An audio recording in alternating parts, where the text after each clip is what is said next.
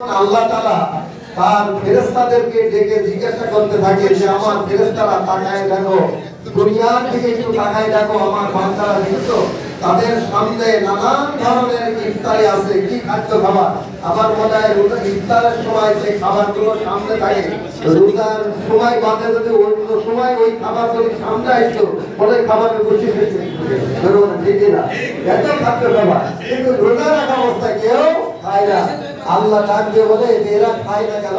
ফেরেশতারা বলে আল্লাহ তুমি ভালো জানো এটা কেন খায় না। আল্লাহ রাব্বুল আলামিন বলেন সুবহানা রাব্বিকা লিল মালাইকাতি ইন্নী জাইলুন ফিল আরদি খলিফা। আল্লাহ বলেন আমি পৃথিবীতে বনি আদম খলিফা সৃষ্টি করব, মানুষ সৃষ্টি করব।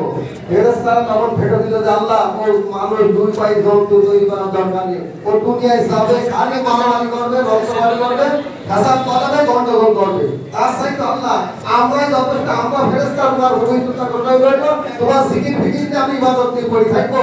আল্লাহ তুমি আমাদের সৃষ্টি করেছো, আমরা ফেরেশতাই থাকি, ও মানব তো আমরা সৃষ্টি করার দরকার নেই। তখন আল্লাহ বলেন